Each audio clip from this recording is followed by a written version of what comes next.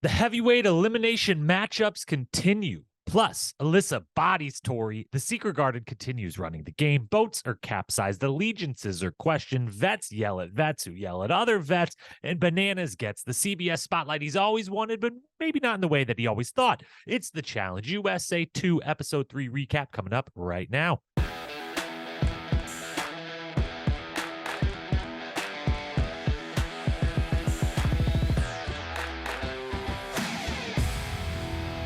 What up, my fellow challenge lovers? Welcome to The Challenge Historian, where we dive deep into all things MTV's The Challenge, past, present, or future. If it's happening in the Challenge universe, then we are here to document it. I am your host and dedicated Challenge Historian, Jacob Hollabaugh. Thank you so very, very much for being here with me today to talk all things Challenge USA Episode 3. It's in the books. It's going fast. I have to admit that second episode, which was the last one, I guess I, maybe even said on the podcast, wasn't loving the idea of twice a week. It was a lot to keep up with, and now I'm already oh, this is actually kind of great. I kind of like having 2 episodes a week. I kind of like how quickly this is going and that we're getting to the next part, the cliffhangers and the different things that are in the air. We're getting a little bit of a resolution right away, and I'm just enjoying having the challenge twice a week.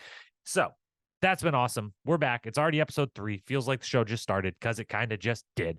But we've got a great episode to talk to. This was one of the better ones of the season. There's only been 3. It was the best one of the season so far. It's a very good episode of the challenge. There's a lot to talk to. We will get into it all, of course. Quickly, programming reminders really is just Challenge USA 2. That's all it is for as long as they're doing 2 a week, which is another this week plus the next week.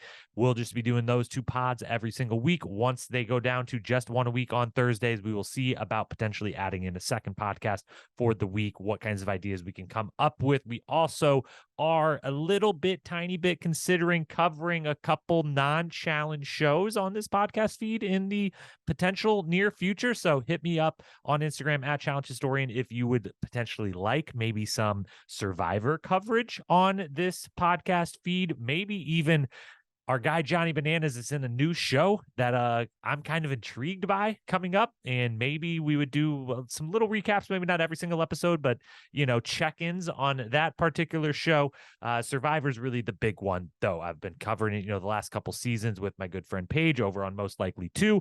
I think that may come to fruition again this upcoming season, but I may also like to do some stuff here on this feed. So let me know if that would be interest of you. But for the most part, we're getting Challenge USA 2. That's what we're talking about now, today, and for the foreseeable future while this season rolls through.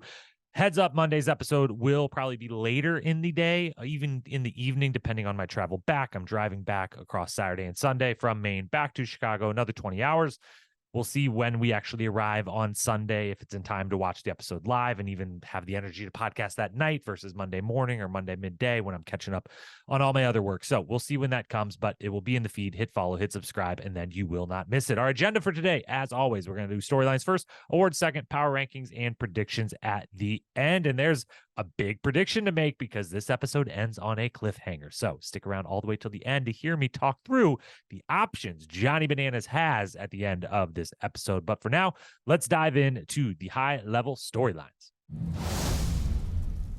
All right. Well, this episode is very, very Johnny Bananas focused, very, very vet MTV focused, as given the events of what occurs in this episode, it deserves to be, but we aren't going to start right there. The one we're going to start with is the folks who are running this game and who do get just enough spotlight amidst all of this vet fighting and Bananas screen time hogging of an episode to remind us of who is the one pulling all these strings, who is the one causing all of this turmoil to happen amongst the vets, to cause them to be on their back foot, pushed up against that wall. And that would be the Secret Garden. And we get some clarity. We had it before, but we get a little extra clarity about who's kind of like main alliance Secret Garden and who was like add-on Secret Garden. So we knew this whole group previously, but we get the clarification from Desi early in this episode of exactly how this group came to be.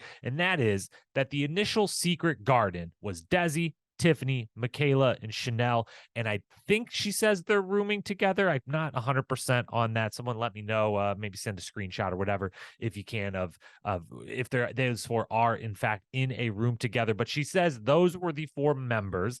And then because of specific one-to-one relationships, first Alyssa L was brought in, and then she was super tight with Alyssa S, who had no one else. So she was brought in, and then Michelle was brought in as well from, I believe, Michaela or maybe Chanel. And so now they've got these seven: Desi, Tiffany, Michaela, Chanel, Alyssa, and Michelle. And that's a huge group. That's a huge voting block. That's going to get anything they want done in this game. But it was very important that they let Desi kind of clarify where that dividing line is, of like, these four were the group, and then these three were added on because of different individual relationships and them needing someone to join. So why not add more numbers? But look for that to possibly be the breaking point later on, especially, and I hate to say it, but I feel like they're setting up my girl Michelle, who I love to death. I feel like between this comment from Desi of like, these are the core four, these are the three that we added on, and then the quote unquote mistake moment in the challenge, which I guess, yes, she made like a slight mistake, but it's one of those editing things where it's like, you buzz through each of these three teams doing this. I'm sure there's more than one mistake made the entire time, but the only one we get to see is Michelle. And then we get her in confessional being asked about, did you make a mistake or whatever? And her saying yes. And so it's one of those tricky editing things where you're like, whatever. But they chose to show Michelle make a mistake, and they chose to have this little moment where Desi clarifies who the core four were, who the three add-ons were. And by the end of the episode, we see especially Alyssa L is like very much a part of this.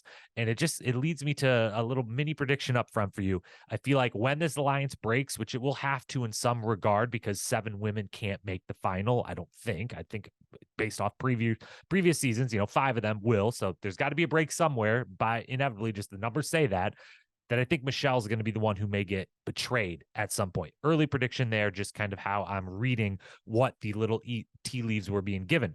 But these 7 women do have 2 or 3 people on every one of the 3 teams. And the CBS men on each team seem to be totally willing. They either have a strategy that we've never been told so far, or they don't have a strategy. One of the two. Either way, they seem to be willing to go with whatever the women of the Secret Garden want and say. So the stranglehold on this game should stay strong for a while, barring too many team switches, which we will come to the team switching much later on in this podcast. The only one that is in question of the 3 teams that they don't maybe have a full stranglehold over was the blue team, because on the first daily, and they won, we saw that it was the vets who kind of ran that, and we saw both the Alyssa and Alyssa kind of being like, oh, what the hell? Like, we couldn't do anything about our friend Amira going home or going in and then eventually going home. This time it's the complete opposite. They start the proceedings. Alyssa has already kind of made a back deal with Corey that we've seen. She's clearly already had conversations with Fessy, and Fessy with others, to have kind of turned him to like, yeah, this is the route I want to go. And Tori, starts it off with like, I felt a certain way about the last elimination, and, everyone throwing John A in, and Alyssa, just bodies Tori. And man, Twitter was loving this. All of the non-Tori fans were loving this. And it was impressive. And it was a great moment for Alyssa of just like, yeah, Tori, like, it's not, what if us voting in John A to take out John A wasn't actually about you? Like, you were just the one that ended up having to do it. But maybe it wasn't about you. And maybe also you don't get to just decide everything for the team. And because Tori has, this is now the 2nd season in a row, to give her credit.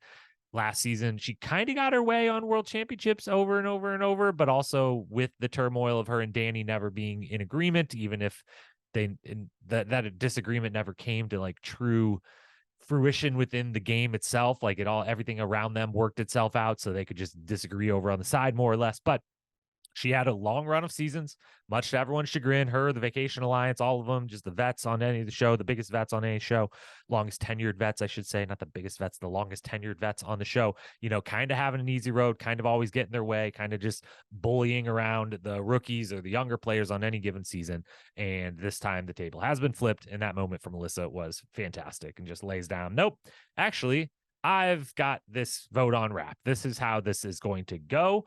Maybe one person could flip the female side, but the men's side, Bananas is going in. Nothing you could do about it. Fessel's down. He's totally like, I'll go with Alyssa and Alyssa. Sebastian is half down. He seems like he's going to be loyal to whatever Tori wants the female vote to be because he's trying to get in bed with her, but isn't going to be on maybe on the men's side. And then we get to Corey, who, to his credit, does start the whole thing off with like, what about Monty? It's not like he just sits there from the beginning and is like, I'm just going to end up doing whatever everyone else tells me to do. He does pitch the vet side of this, of like, we should take out Monty. No one is really going for it. And it comes to him at the end and he flips to Alyssa's side, kind of. And we're going to come back to that more in a second after we talk at length about all of the different blow ups from the vets. They brought in 6 MTV vets. They knew what they were doing. They picked a specific 6 for specific game reasons, but also for specific entertainment and television reasons. For instance, Tori and Amanda. They don't like each other. It's a very long list of reasons why and moments why over the last few seasons at this point. But guess what? Amanda was picked for this group because they knew, Tori is, whether you like it or not, kind of their favorite child at this point, or one of their handful of favorite children from the production staff. So she was going to get the call for Challenge USA. I am in agreement with that, even if I know a lot of fans maybe aren't or whatever, but that makes total sense to me. And then it makes total sense that they're also like, we should invite Amanda, not because she's got all these championships or because she does so well or is such a great player, but she's an amazing entertainer and a big personality, and she hates some of the other vets, Tori and Bananas, and maybe all of them at this point, that we're bringing in. And so it'll make it so that it's not just 6 vets coming in who then get to completely and utterly run the game. No, we have to have some disagreement there. So like, there's a reason they picked all these people, and those reasons come to fruition in a big way on this episode. We start with Tori and Amanda. They have their blow up right at the beginning. And they have a couple more little ones throughout, but the one at the beginning is the big one. And some fans aren't going to want to hear this because, they've just gone full anti-Tori, pro-Amanda. Those are the stances. You kind of pick a side in this little rivalry, as we do in almost all the rivalries. And I get it that you've picked that side. I certainly have been on that side myself many times in recent seasons. And I've talked at length about how much I like Amanda on this show and I want Amanda on these seasons. And we need more people like Amanda's and everything else. It's fine if you want to stay. If you're like, I'm not moving no matter what evidence is put in front of me, no matter what happens, I'm not going to be objective about it. I'm going to be pro Amanda, anti Tori in every single instance. But if you were willing to be objective, and I try to be on this show, regardless of my like personal feelings of who I like the most in any given cast or rating, so I like this person, but I like this one a little more, anything like that. In this case, in what we see of that first argument, which may, as always, not be the whole thing, obviously, there may have been much more, and everything I'm about to say may be mute because of what happened that we didn't see that kind of let the lead up to this argument or anything else or just any other conversation that has happened. But from what we see, Amanda's being ridiculous. This one is all on her being ridiculous and a little over the top for over the top's sake. And I felt myself being like, total team Tori in this specific instance, and just like Amanda's trying a little too hard here to do her job that she is here to do. And so I'm not faulting her for trying to do the entertaining, to be in the arguments, to bring the chaos and the drama and the entertainment to us. But it feels like she's trying a little hard in this moment because she's being a little ridiculous. Tori isn't saying anything about being friends. Or that she thought they were friends or could be friends on the show or anything. She just never uses the word friend that we're aware of. And she's simply in this moment trying, and Amanda's not really letting her, but just trying to ask, simply put, Amanda, are you going to work with the vets? Are you going to work with all of the vets, just not me? Or like, where do you stand? Or are you willing to say who kind of you work with in any way? Like, can we just get a read? Because it feels like it wasn't just that you wanted me to go home or wanted me to go in, but you were also like fully like, let's have it be Tori or John A so that one of them goes home or anything. So like, are you working with the vets or not? That's all we kind of need to know, because we thought you were. And that's what I'm a little upset about. Not like a personal thing between us or anything to do with friends or whatever. And Amanda's just going on and on and on. Like, we're not friends. We're not fake friends, blah, blah, blah, blah, blah, blah. Yelling. And it's just kind of hitting me as like, I've got one note to play and I'm just going to keep playing it. That's what I feel like I've got from Amanda here. And we're like, we've heard that one note enough times that it's feeling out of place. And like, it felt out of place here of like, this conversation maybe should have been different. And she just defaulted to like, I'm going to kind of yell insults or angry comments back. And yeah, I don't know. It just didn't work for me. And it was as I'd said on the last episode, where I was like, Amanda's not totally working for me on this season the way I thought she would, and the way, I've just loved her in the past on this show. So we will see. But I will say this: Amanda joining the red team meeting is fucking hilarious. And I loved that moment where they just kind of pan to her, where I don't know who said it, maybe it was Bananas or whatever, like, why are you even here? And then it just pans over and Amanda's just sitting there like smiling at the end, like, because I am, because I don't know. I'm not really even on my team. I'm never really on anyone's team. Like, I'm here. I want to make sure you guys are doing the right thing and save my ass from elimination, whatever. And it's like, that moment was fantastic. And that felt amazing. And in place, the first little fight, her responses kind of felt out of place, like trying a little too hard. All right, we'll leave it there. The next fight, the big fight, was Corey and Bananas. And let's start here. Corey didn't need to vote for Bananas and Amanda. That was the only thing took issue with Corey, is that he probably in that moment should have just been like, look, I'm good with what's happening here. I want to support my team. My team wants to do this. I'm not mad at no one, but I'm also like, I don't want to put my votes on these people, and it doesn't seem like I have to. So like, burn vote. Amanda and Bananas are going in. They'll still be mad at me, but like, I didn't vote for them. I didn't need to vote for them. I'm kind of supporting everyone type of thing. You might say, hey, that's an easy way for everyone to be like, if you're on everyone's side, you're on no one's side. I get it, but I think it might have worked a little better for him in the moment. He could have, in theory, though. The thing is, like, Bananas is the one that gets so mad at him, and Bananas is the one he couldn't have saved. Like, the votes were done, but when it comes to him, it is 3 votes Amanda, 2 votes Tiffany. If he wanted to save a vet, he could have tied it up by voting Tiffany. We don't know what happens when, they tie, if it's just like, hey, sit here until you can figure out how to not tie, or, they get a little message from TJ at some point that says, if you continue to tie, like, your asses are going in or something. I don't know. But he could have at least tested those waters, maybe. But like, he isn't. Why would he save Amanda? Like, honestly, And so he then gets into it with Bananas, who he was the only one that even proposed Monty at the beginning of the conversation. He tried a little bit half-heartedly, and then at the end was like, the votes are already what the votes are. So I'm gonna placate my team members, at least for the time being, whether I actually am in with them and in alliance with them or whatever. I'm going to placate to them. So I don't blame Corey for any of that. Bananas does. This is typical Bananas, just being mad, trying to make something of it, deflect attention, maybe rally a few numbers, maybe at least learn some information. One of the great things that I think a player like he and Wes know is that when they raise a stink like this, and those two people do it in very different ways. This is the way Bananas does it. But that, if anything else, while it might just bring more heat to them, it might make people roll their eyes at them, be like, shut the hell up. Like, you've won, you've done all these seasons, this, that, and the other. Like, why are you being a little whiny guy? Whatever. It may help reveal a little more information about who all kind of piles in, who joins in, who tells me I'm being ridiculous, versus, do I change anyone's mind? Do I kind of get a hint that anyone might be willing to work with me? Or do I learn a new, like, I thought that person might be willing to work with me, but they're showing that they're in favor of this thing that just happened. So like, they might get some new information out of all the whining. He's okay with it looking whiny to some degree because of that. Now, during the Corey Bananas part, I felt so horrible for Corey. The losing his voice that day, and then having all of this happen, and like, he's trying to get in this verbal argument, and like, he could barely speak, if any, like half his words come out audibly, and I'm just like, this is such bullshit. Like, god damn it. Couldn't you guys have like tabled this and like refilmed it or something in a totally scripted or whatever way the next day? I don't know. I just felt bad for Corey having lost his voice during this argument. It was just like, it doesn't look good. But you're like, I know it. My brain says it doesn't look good. It looks like Bananas is winning this, or making Corey look like some like scared little punk or something. But it's like, no, it's not that at all. He literally lost his voice. He can't talk. And so I felt horrible for him there. He does make one good argument, though, during the silly back and forth, which is this. Bananas does the "you've never won anything," like blah, blah, blah, this, that, and the other. Like, you should listen to me because I've won. You've never won.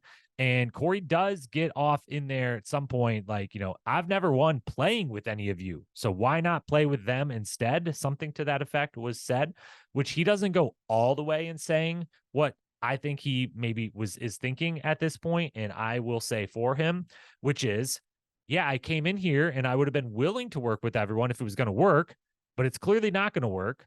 And at this point, I've made finals. I've made plenty of finals, but I've never won.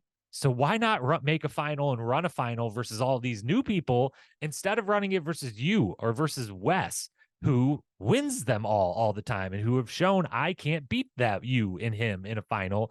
And so I think he needed to go all the way there. Maybe he just didn't want to reveal it. Maybe he isn't even thinking that far down. I don't know. I think he's thinking that far down the road and just probably didn't want to reveal it. But like, yeah, his best strategy once he realizes, yeah, the 6 of us plus like a Fessy or a Michelle or Paulie or anyone like joining and doing like a vet thing that's been working so well.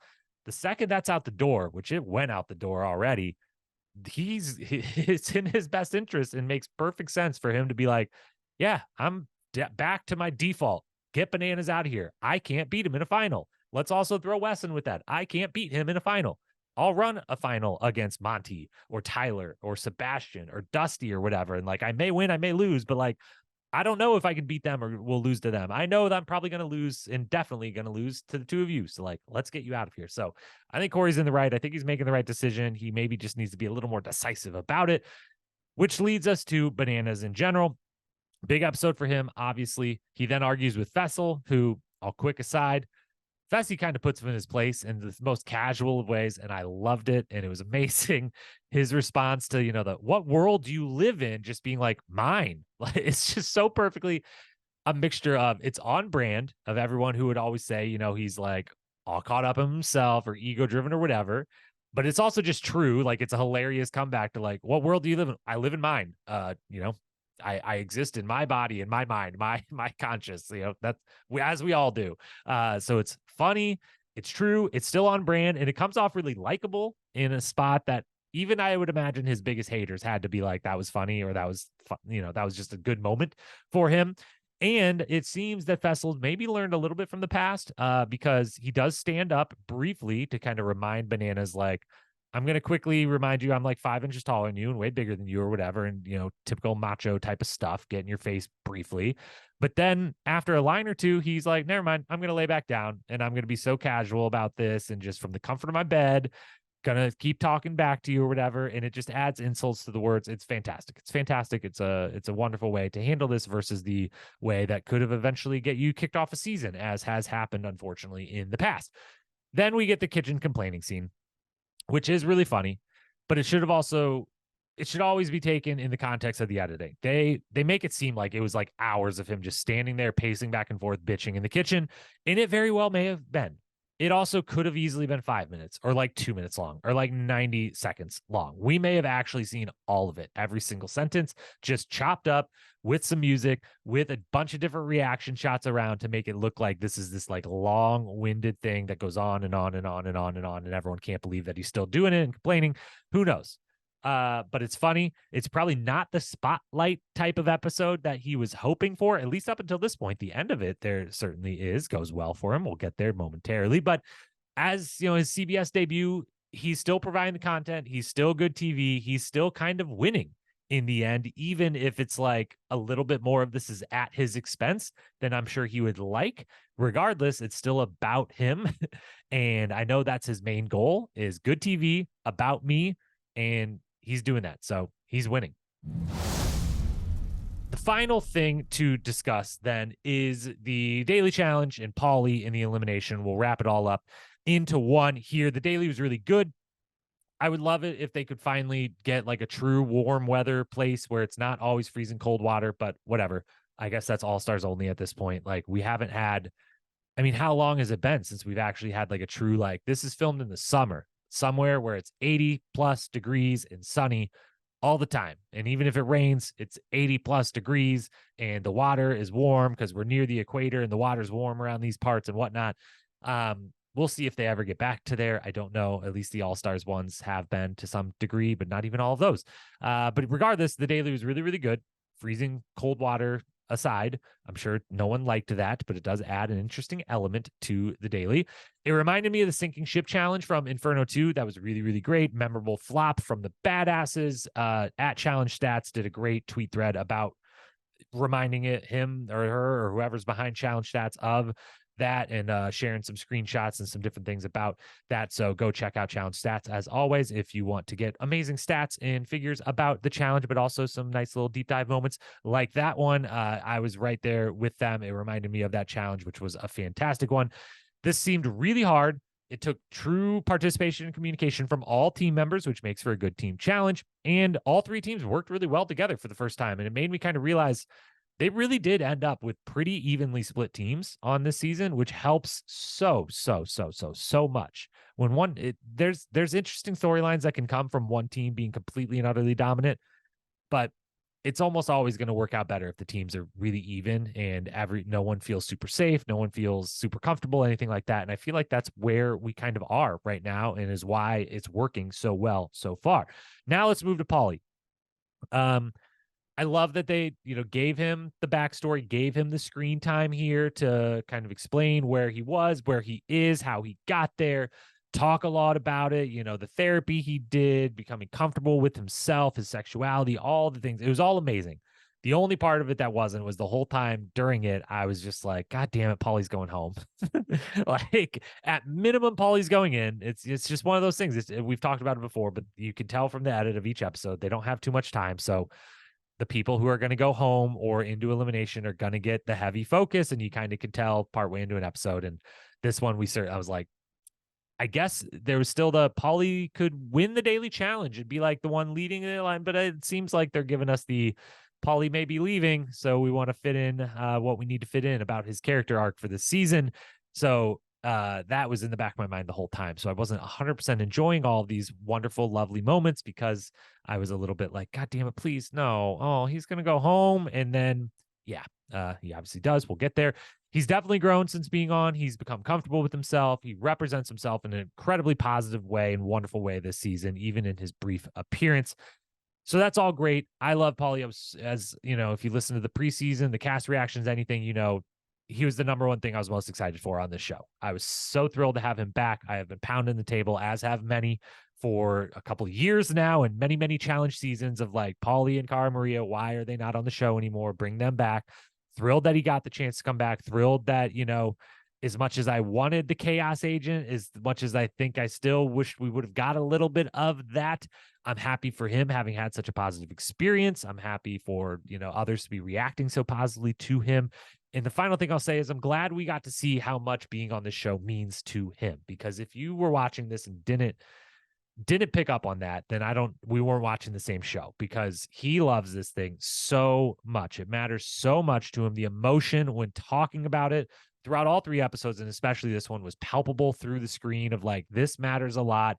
He, it was a motivation for him making some changes, even some changes maybe he wouldn't have agreed with, or being more friendly and kind to people he wouldn't have agreed with in the past, to kind of smooth out some of the waters that would allow him back onto the show, fair or unfair. And if you've listened to me in the past, I would lean on some of them were unfair, but regardless, the motivation for him was there because he loves this thing. He wants to be a part of it. It matters to him in a big, big way. And there's many moments that showed that, but especially at the very end with Bananas, someone who, he is openly disliked on the show and off the show since he was on the show ever.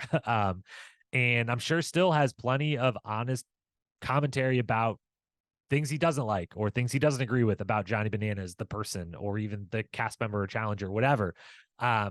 He does have such a respect for the show that even though they had been friendly and they were on a team and working together this season, you could tell how much it meant for him to have Johnny at the end tell him, instead of like rubbing it in his face or gloating or anything, to hug him and say, you're a damn good competitor, and pat him on the head. And, as he says in the confessional, like he finally felt like he was a part of the challenge, and he maybe never did before, because there wasn't that acceptance from any of the OGs or the long-term vets or the Bananas types people of the world.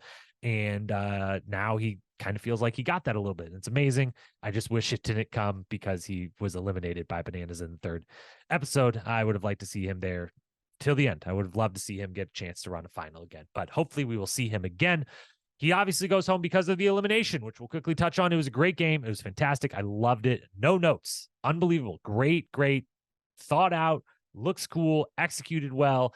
And, it's the thing that Survivor does so incredibly well, of making competitions where it's just endurance, like stand and bear the pain or the borderline torture of like, hold your hand over your head, or hold your arms out to the side, or hold this bucket off the ground, or stand on this really narrow ledge, or whatever. Like, making those games entertaining for television is really hard to do and really hard to edit to like how long, how much should we show, what should we show, everything about it's really difficult to pull those off. And they nailed it on this one. It was fantastic. No notes. Loved it.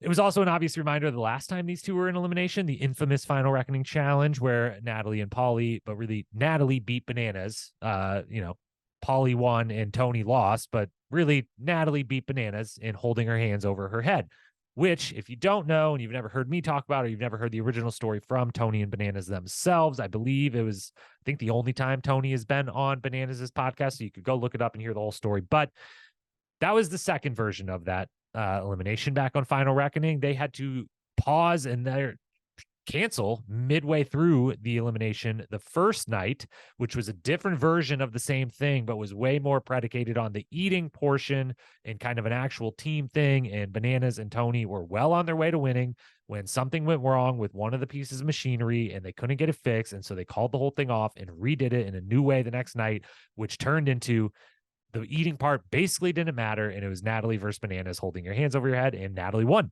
And, I stand by it. It was one of the biggest bullshit moments. Like it was pretty clear, at least from their telling of it, which is obviously biased, their telling, that Bananas and Tony would have won if they stuck with the original thing. And then I feel like if that happens, Bananas and Tony are winning that season. That's just my opinion. Who knows what actually would have happened, but that's my opinion. So this felt like redemption for Bananas in a little bit of a way. And also those out there complaining, as you always do, that it was rigged, that the show is rigged, that production rigs all these things for the people they like, aka the people you hate, the Tories and the Bananas of the world. Oh, Tori gets a super physical challenge, like we said last week. Almost all of them are super physical challenges at this point. So of course she did. And Bananas gets something he's done before. This is bullshit. Like, Bananas has done everything on the show. He's been on 25 seasons of this between all the different franchises and versions. Okay. He's done everything 5 times over. Okay. He's the only one that could say that.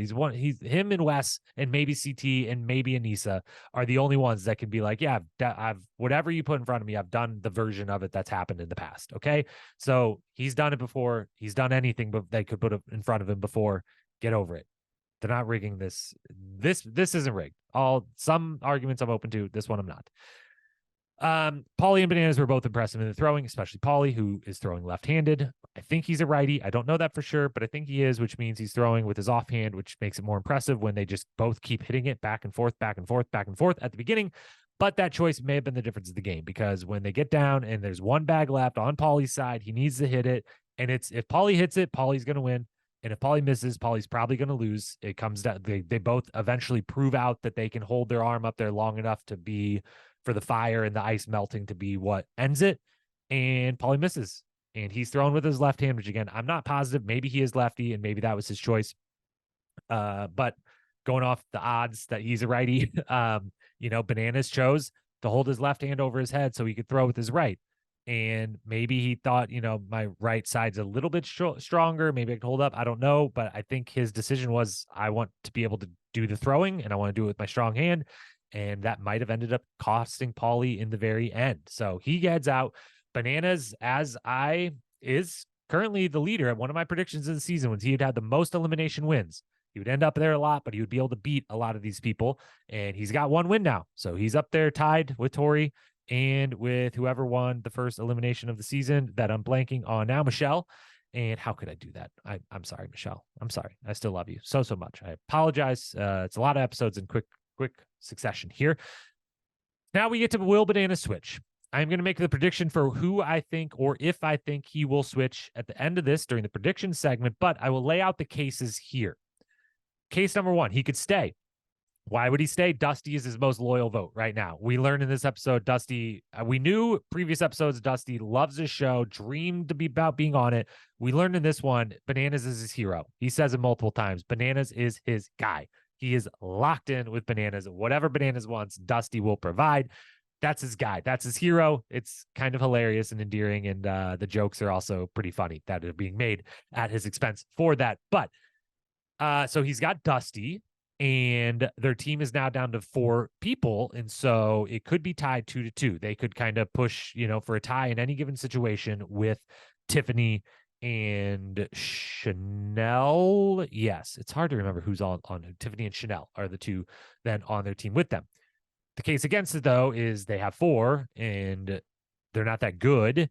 And so they're going to end up not winning and always being on. And he's just going to always be voted as the guy to go down in there. So staying doesn't look like a big, good option for him. He could go to blue. Argument 4, Tori's there. He could, in theory, swap with Sebastian or Corey. I don't think he would swap with Fessel. But if he swaps with Sebastian, he could try to convince Corey and Fessel, like, look, I'm here now. Tori's here. You guys, it's all good. Water under the bridge. Like, can we work together? And those 4 could, run their team. Plus those 4 in Cassidy and Alyssa. That's a dominant freaking team right there. They should be able to win a lot of the daily challenges. He could switch with Corey out of spite and still have a very good team, but probably not. Could maybe get them a 3 versus 3 thing if Sebastian goes with Tori and Bananas. It would be interesting. Or he could go green. Wes is there. He could swap with Tyler and have a Wes, Bananas, Monty as the guys and Desi and Michaela as the girls. And suddenly that team is elite. But Amanda's also there. And does he want to be with Amanda? Does he want to be on a team with Amanda, where we see in this episode, like Amanda literally is like, I can't swim. Not going to do it. I'll get on your back, Wes. Do you want me to swim on your back? Like, maybe he doesn't want that. Vote-wise, though, if Amanda would work with them, Amanda, Bananas, Wes could get things tied up, could try to force some things, and certainly, really, it's if he swaps with green or blue, if he swaps with the Tyler or Sebastian, respectfully, that red team sucks really bad and is going to really struggle to win. So you kind of always know, like, we've got a 50-50 shot here, whether he switches to either of those. So what will he do? We won't know until Sunday night, but I will give you my prediction once we get to that point. First up, though, the awards. Awards for the episode. Best quote. There was one nominee. There was a decent amount of good confessionals, but there was one obvious, memorable, verbal moment from the episode that deserves of this. Alyssa, quote, maybe you need to not think about it so direct and more strategically that people wanted Janae out. Maybe it's not always about you, end quote. Aforementioned bodying of Tori, Alyssa gets the best quote of the week. Best moment, nominee number 1, Paulie and Tori's conversation about, the growth he has experienced and like the fact that it's Tori on the end of that conversation with him. If you've listened to Paulie outside of the show at all, he means everything he says by the fact that he's having this lovely conversation with Tori of all people. So that's really cool. And I liked that moment for both of them. And I just appreciate that moment. So it's nominee number 1. Nominee number 2, we've talked about it. We just gave it the best quote, but Alyssa and Tori's back and forth during deliberation. Wonderful, incredible stuff. Third nominee, Bananas versus Fessel and Corey, but really the Fessel versus Bananas moment I enjoyed the most. And then the fourth and final nominee, the final throw, Paulie's final throw, and then the entire end of the elimination, like what will happen here. That moment, there was real tension. It was this big matchup. I really didn't know how it could end at any moment. Anyone could pull their hand down, or we could get the ice to melt, as it ended up doing. But that final throw, there was a lot of suspense. That's a great elimination right there. Like, gets us really a 90-second to 2 minutes of us being truly on the edge of our seat. Don't know what will happen. Could go either way. Big moment, couple big moments. Like, the whole thing was great. So of those 4, I'm going to go with, consolation prize for my guy who had to go home, but I'll give it to Paulie and Tori's conversation. I think that was just such a wonderful moment for the show for so many reasons that we don't even have to go into all of it right now, but I'll give it to that. As for the episode MVP, Tori comes in 5th, Corey comes in 4th, Alyssa comes in 3rd. Strong showing from Alyssa. But as is always the case, there's pretty obvious top candidates given screen time, confessional time, story arcs, wins and losses, everything else. And so Paulie comes in 2nd, Bananas comes in 1st. This episode was about those two, and it was really about Bananas, with as much Paulie as they could weave in there to give us a little swan song goodbye for him. So Alyssa, Paulie, Bananas, your top 3. Bananas is the episode MVP. Now to our power rankings.